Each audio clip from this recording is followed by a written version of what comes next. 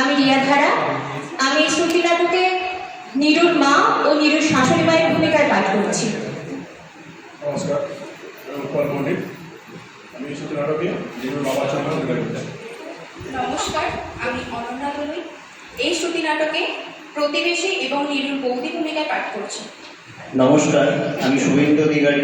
এই শ্রুতি নাটকে নীরুর শ্বশুর, নীরুর বর, নীরুর ভাইপো, নীরুর দাদা ও ভাই, চক্রবর্তী মশাই, পাওনাদার, চাকর ও প্রতীকের ভূমিকায় অভিনয় করছি।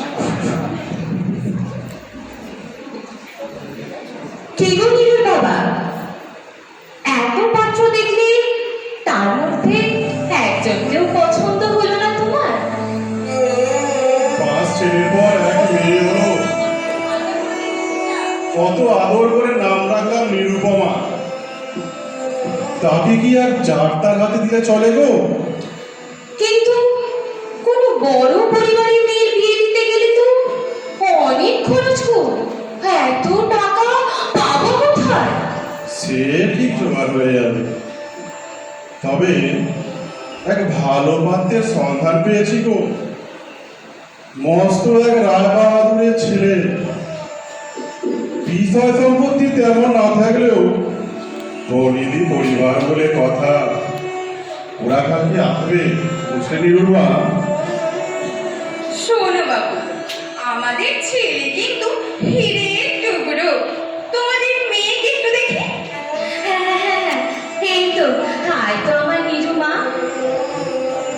হ্যাঁ, মেয়ে আমাদের পছন্দ, তবে বিয়ের দিন নগদ 10,000 টাকা দিতে হবে, আর বাকি যা দান সামগ্রী আছে তা তো দেবেনি। এত টাকা? দেখুন, আমি গরিব মানুষ, যদি কিছু কম হয় তো। দেখুন মশাই, আমি এক কথার মানুষ। যদি এই 10,000 টাকা দিতে পারেন আর বাকিটা দান সামগ্রী আছে তা যদি দিতে পারেন, তবে এই বিয়ের অনুমতি আমি দেব, নচেত আমি দেব না। না না, এমন করে বলবেন না। আমি দেখছি কি করে টাকা জোগাড় করা যায়। হ্যাঁ গো, শুনছো? মেয়ের বিয়ের দিন তো এগিয়ে এলো, টাকা জোগাড় হলো? না গো নিরুমা, অনেক চেষ্টাই তো করলাম, বাধা দিয়ে বিক্রি করে। এখনো যে 6-7 হাজার টাকা কম। একজন দেবে বলেছে, কিন্তু বড্ড বেশি সুদ চাইছে যে। আর তো কোনো উপায় নেই গো, রাজি হয়ে যাও না। কি গো বাবা, তোমাকে যে টাকা ধার দেবে বলেছিল সে তো এলোই না। এদিকে বিয়ের লগ্ন তো পেরিয়ে যাচ্ছে। সেদিনে চল চল, একবার বিরাই মশাইয়ের সঙ্গে গিয়ে কথা বলি। মানে? না না, টাকা দিতে পারলে এই বিয়ে হবে, এ কথা আমি আগেই বলেছিলাম। দয়া করেন, এই শুভ কাজটা আগে মিটে যাক। আমি কথা দিচ্ছি, আমি আপনার সব টাকা দিয়ে দেবো। আমি কোনো কথা শুনতে রাজি নই। দানের টাকা আমি না পেলে আমার ছেলেকে আমি ফিরিয়ে নিয়ে যাব। ওগো, কি সর্বনাশ হলো আমাদের! মা, কি হয়েছে মা? মা বলো। ছেলের বাবা বলেছে সব টাকা না পেলে ছেলেকে ওনারা তুলে নিয়ে যাবে, বিয়ে হবে না। ভালো, দরকার নেই এই বিয়ে আমি করবো না মা। চুপ কর, পোড়ামুখী চুপ কর, ও কথা বলবি নেই। দেখি বলে গো, বিয়ে হবে না? হ্যাঁ, তাই তো বলে কি গো? আমলো যা, পয়সা নেই আবার বড়লোক বাড়ির জামাই হওয়ার স্বপ্ন ছিল না। দেখো বাবা, টাকা পয়সা দেনা পাওনার কথা আমি কিছু জানি না। বিয়ে যখন করতে এসেছি, বিয়ে করেই আমি যাব। কি বাবার মুখে মুখে কথা বলতে তোমার লজ্জা করছে না? দেখেছেন চক্রবর্তী মশাই, আজকালকার ছেলেদের ব্যবহারটা দেখেছেন? কি বাবা, নিজের বাবার মুখে মুখে এরকম কথা বলতে আছে? অমন করে না, অমন করে না বাবা, অমন করে না। বাবা, এই বিয়ে হবে। বেশ, তোমার যা ইচ্ছে তুমি তাই করো। আমি তোমাকে একটা কথাও আর বলবো না। বাবা, ওরা কি আমায় আর আসতে দেবে না বাবা? কেন আসতে দেবে না মাধব ভাই? আমি নিজে গিয়ে তোমায় নিয়ে আসবো। ও আপনি তা আবার এমুক হয়েছে? বাবু যে বলেছিল টাকা জোগাড় না হলে এমুক না হবে, সে কথা কি ভুলে গেছেন নাকি? অনেকদিন হলো মেয়েটাকে দেখিনি, তাই একবার চোখের দেখা দেখতে এলো। এই মিষ্টিটা বেআই মশাইয়ের জন্য। কেউ এলে বাবু ওই বাইরের ঘরে অপেক্ষা করতে বলে গেছেন, যান ওখানে গিয়ে বসুন। কি গো, মেয়েকে ওনারা দেখতে দিলে? না গো নিরুবা, সেই কখন থেকে বাইরে বসে রইল। আর চাকর এসে বললে আজ নাকি আমাদের আর নিরুর সাথে দেখা হবে না। হ্যাঁ গো, মেয়েটা কি আজ বাড়ি আসবে না? সে জানি না, তবে তবে ভাবছি এবারে টাকাটা আমি মিটিয়েই দেব। মেয়ের বাড়িতে গিয়ে এই অপমান আর সহ্য হয় না আমার। কি করে করবে গো? এমনিতেই তো কত ঋণের বোঝা মাথায় চেপেছে। রোজ পাওনাদাররা হুমকি দিয়ে যায় যে। কি হে রাম সুন্দর, বাড়ি আছো নাকি? কে? বাবা বাবা পাওনাদার এসেছে। ভাবনা দা, বল বল বাবা বাড়িতে নেই, পরে আসতে বল, পরে আসতে বল। কই দেখি দেখি, মুখখানা ভালো করে দেখি। বাহ, বেশ শ্রীমুক্ত মেয়ে। নতুন বউয়ের মুখখানা দেখলে চোখ জুড়িয়ে যায়। হ্যাঁ বাবা, মুখখানা ভারী সুন্দর, তবে যেমন ঘর তেমন মেয়ে। আর করে না কিছু, জ্বালিয়ে মারলে আমাদের। আহ, এমন করে বললে কেন? দেখলে না মেয়েটা কাঁদতে কাঁদতে চলে গেল। অত দরদ দেখিও না তো, এই ওর জন্য ঢের, বুঝলে? একে তো বাপের পয়সা নেই, ফাঁকি দিয়ে বিয়ে সেরে দিলে। এই ওর জন্য অনেক, বুঝলে, অনেক। দেখি নিরু, তুমি কাঁদছো কেন? কি হয়েছে? কিছু নয়, মা আবার নিশ্চয়ই কিছু বলেছে তোমায়। বললাম তো, কিছু নয়। তুমি বসো, আমি তোমার জন্য খাবার নিয়ে আসছি। না, বুঝেছি, আজ এর একটা বিহিত হওয়া দরকার। তোমার যদি পায়ে পড়ি, তোমায় আমার দিব্যি, তুমি আমার জন্য মায়ের সঙ্গে ঝগড়া করবে না। বিশ্বাস করো নিরু, বিয়ের জন্য আমি একটা টাকাও নিতে চাইনি। আমি জানি। আরে রাম সুন্দর যে, তা কোথায় চললে ভায়া? মেয়েটাকে অনেকদিন হলো দেখিনি, তাই যাচ্ছিল মেয়ের শ্বশুর বাড়ি। যাই, মেয়েটাকে একটু দেখে আসি। হ্যাঁ, তোমার মেয়ে মানে নিরু শ্বশুর বাড়ির ওইদিকে আমার এক দুঃসম্পর্কের আত্মীয় থাকে। তাদের কাছে শুনলাম শ্বশুর বাড়ির লোকজন নাকি তোমার মেয়ের ওপর খুব মানসিক অত্যাচার করে। হ্যাঁ, ও আচ্ছা, চলি চলি ভাইয়া, বুঝলে আমার একটু তাড়া আছে। কি গো শুনছো? ওঠো না গো, আমরা যে পথে বুঝতে চলেছি। কি গো? কি হয়েছে? আরে দিলে তো ঘুমটা নষ্ট করে। কোথায় কি হয়েছে? কোথায় কি হয়েছে? তুমি খালি ঘুমিয়েই থাকো। ওদিকে বাবা বাড়ি বিক্রি করবেন বলে কার সাথে যেন কথা বলছেন। বাড়ি বিক্রির টাকায় তোমার বোনের শ্বশুর বাড়ির টাকা মেটাবে, আর এই বাড়িতেই ভাড়া নিয়ে থাকবেন। তুমি কিছু করো আগে। কিসব বলছো তুমি? তাহলে আমাদের কি হবে? হ্যাঁ, তাই তো বলছি, তুমি কিছু করো। বাবা ওনাকে বললেন যাতে আমরা কিছু জানতে না পারি। ভাগ্যিস আমি দাঁড়িয়ে দাঁড়িয়ে সবটা শুনলাম। তুমি ভেবো না একদম, সবকে নিরু পাবে নাকি? ছেলেগুলো কি বানের জলে ভেসে এসেছে? দাঁড়াও, বুড়োর বাড়ি বিক্রি আমি ঘটাচ্ছি। বাবা, এসব কি শুনছি? তুমি নাকি বাড়ি বিক্রি করছো? আমাদের কি পথে বসাবে নাকি? তুমি শুধু এই নিরুর কথাই ভাববে? ছেলে, বৌমা, নাতি, নাতনি কেউ হয় না তোমার? না না না বাবা, দেখ, তুই বাড়ি বিক্রি ছাড়া আমাদের যার কোনো পথ নেই রে। না বাবা, এটা মোটেও কোনো পথ নয়। তুমি বাড়ি বিক্রি করলে কিন্তু খুব খারাপ হয়ে যাবে, এই বলে রাখলাম আমি। আচ্ছা আচ্ছা, দেখছি দেখছি, যদি কোনো অন্য উপায় বের করা যায়। তো ওরা ভাবিস না তোরা।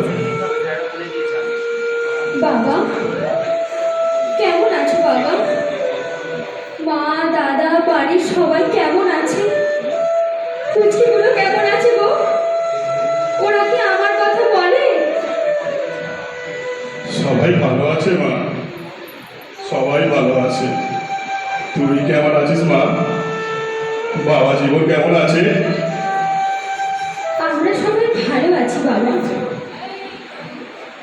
যাক যাক মা, শুনে এই বুড়ো বাবা একটু মনে শান্তি পেল।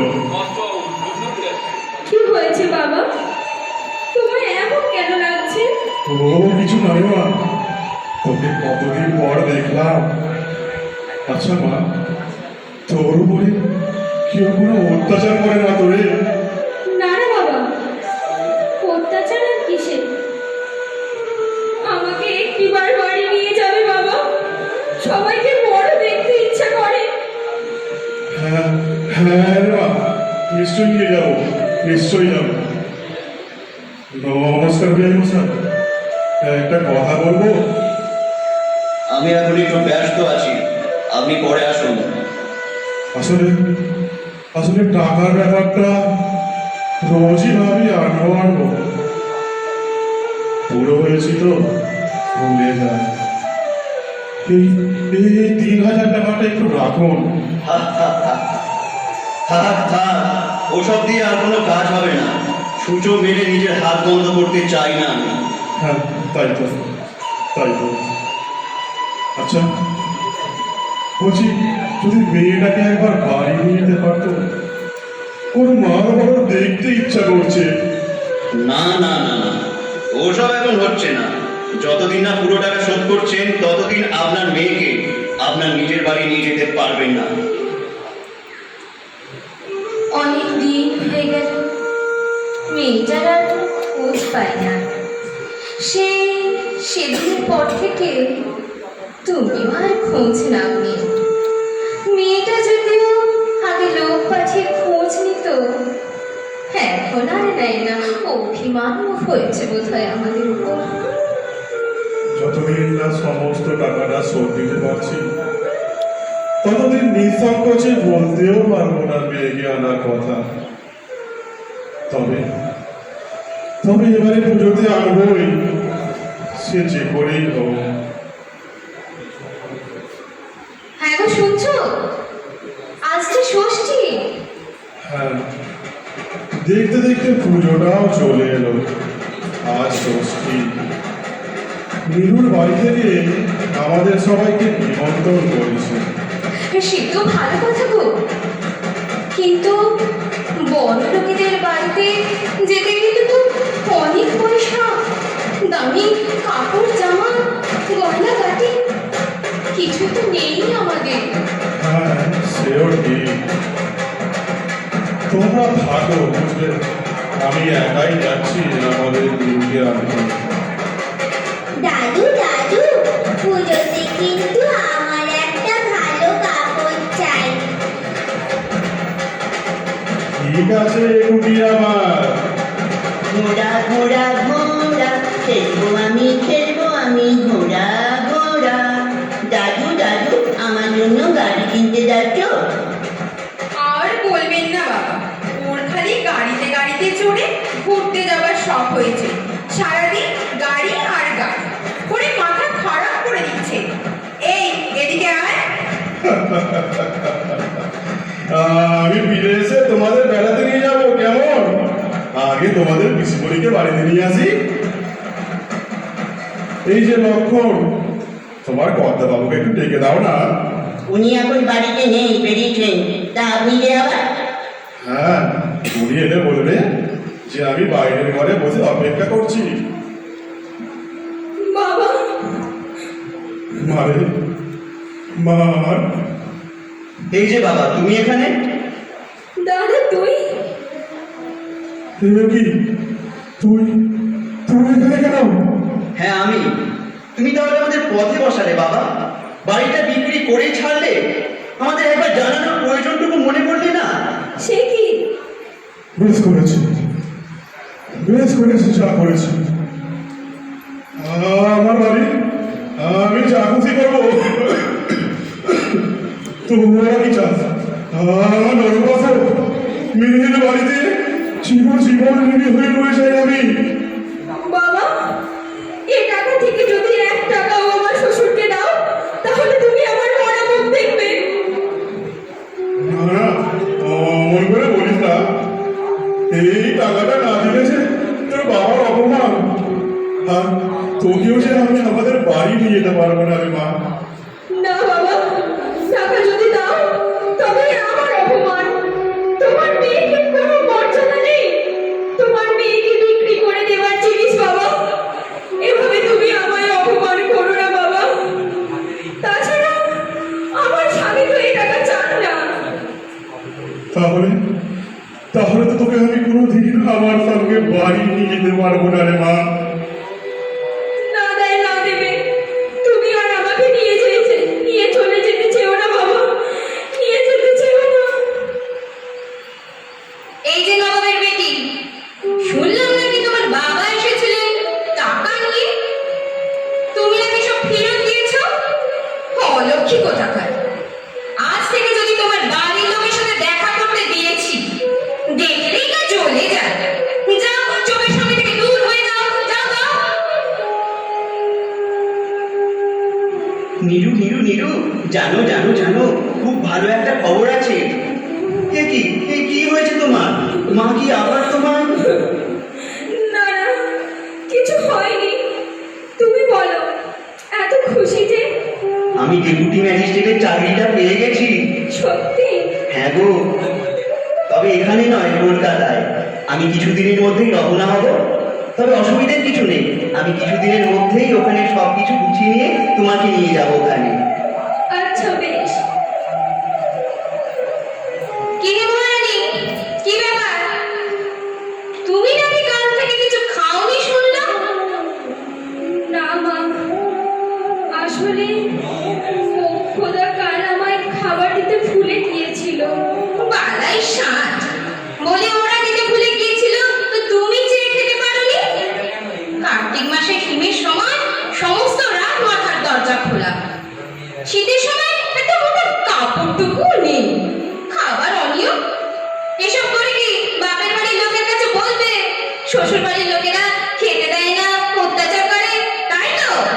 আহ, কি হলো মনোরমা, এত চিৎকার চেঁচামেচি কেন? আর বলো না, নবাবের বাড়ির মেয়ে কিনা গরিবের বাড়িতে অন্ন রোচে না।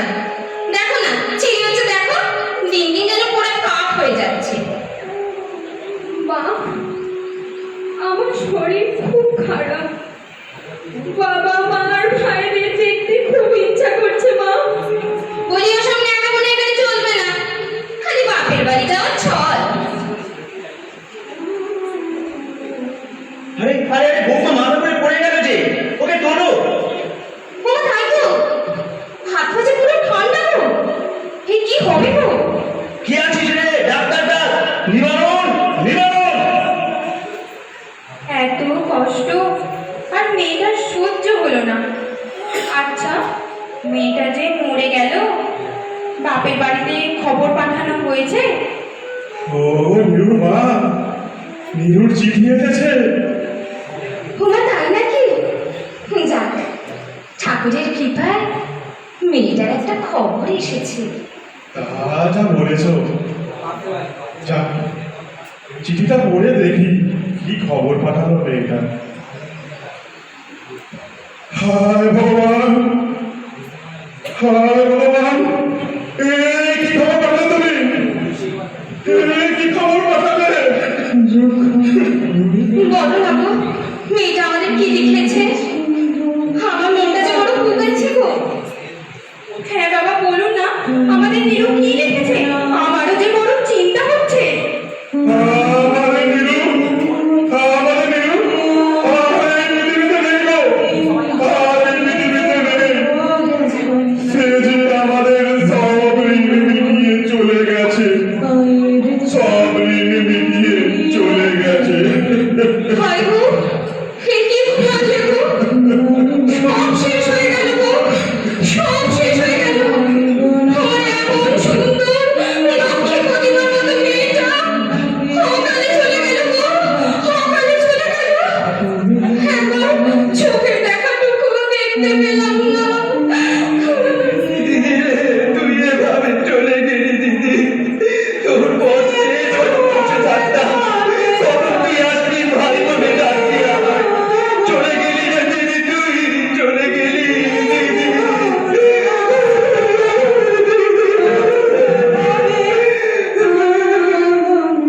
এই বুড়ো বাপটার উপর ও অভিমান করে চলে গেলি মা, চলে গেলি বুড়ো বাপটার উপর অভিমান করে।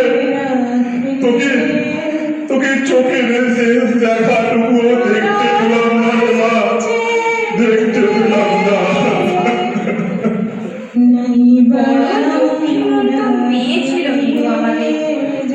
অমন ফুলের মতো মেয়েটা এই পৃথিবীতে যে আর নেই, বিশ্বাসই করতে পারছি না। ভগবান এত বড় সর্বনাশ কি করে করতে পারলো তোমাদের সাথে? রামসুন্দর, রামসুন্দর, কেঁদো না, কেঁদো না। কেঁদে আর লাভ কি বলো? রায়বাহাদুর খুব ধুমধাম করে নীরু শেষকৃত্য করেছেন। অমর চন্দন কাঠের চিতে এই তল্লাকে আগে কি কেউ কখনো দেখেছে? তাছাড়া অমর ঘটা করে শ্রাদ্ধ, প্রতিমা বিসর্জনের ব্যাপারে জেলায় জেলায় রায়বাহাদুরের একটা সুনাম আছে। নীরুর সৎকারের ব্যাপারেও একটা তেমন খ্যাতি রটে গেছে তো। মনোরমা শুনছো? ছেলের চিঠি এসেছে। কি লিখেছে? ও লিখেছে ও কলকাতায় সবকিছু বুঝিয়ে ফেলেছে, আর আমরা ওর স্ত্রী মানি নিরুপমাকে যেন অতি শীঘ্রই ওর কাছে পাঠিয়ে দিই। ও, তা তুমি ওকে লিখে দিও। আমরা ওর জন্য একটা নতুন মেয়ের সন্ধান করেছি, যেন অবিলম্বে ছুটি নিয়ে বাড়ি চলে আসে। এবার 10,000 টাকা পণ আর হাতে হাতে আগায়। নমস্কার। নমস্কার।